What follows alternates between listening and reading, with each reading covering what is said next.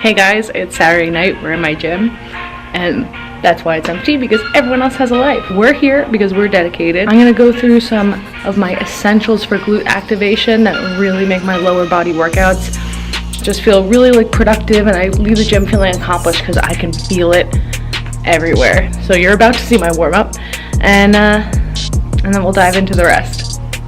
Let's go. Bands will make her dance. Bands will make her dance. I know a lot of people opt out of doing cardio on lower body workout days, and I get that, and it's totally fine. But for me personally, I just need that time to make that mental transition from my regular day to my workout. So my favorite cardio as of late is a steady incline at like 3 miles per hour, 15 incline with a resistance band right above my knees, and that is my first go-to, resistance bands. It really gets that extra push when I'm going upwards. I also like to vary up my stance, go as wide as the treadmill will allow, just to make the most out of my resistance. I'll also throw in my workout, specifically in squat variations. I think that they help my quads behave a little bit, because my squats tend to be quad dominant, which is something I'm really working on. But I think adding that resistance band is what makes the difference for me, to transform this from an isolated movement to a compound movement. Giving my quads that extra little work makes them fire and engage with the glutes for assistance. That extra squeeze makes a difference, I'm telling you.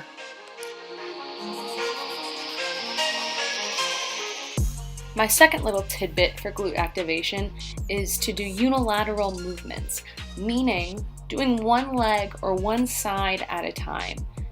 Something like this, like a single leg deadlift, is great for putting all of your weight on one leg and really engaging that side glute specifically, which I feel like is pretty under-targeted. Now, it's a lot better if you try to do it without holding on to something, but if you're like me and have no balance,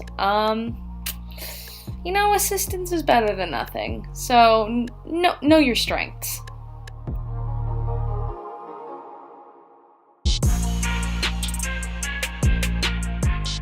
Arguably, my most important tip for a successful lower body workout is flat shoes. I really like flat shoes because it lets me get a good grip on the ground and I can power through my heels, which kinetically goes straight to my glutes. If I train legs while using typical running shoes, then I won't be able to access my glutes as well, because I'll feel it all in the balls of my feet. You'll see a lot of people wearing Converse on leg day, but I prefer Adidas because they're wider and they fit my orthotics. It's really important when doing glute-centric exercises that you take a moment at the peak of the move to pause and squeeze. That way you're getting the most out of the exercise. For example, in a hip thrust, at the top is where you're going to feel it the most and where your glutes are going to be firing the most. So you really want to make sure that you take a second and savor the burn. Well, that's it for my workout.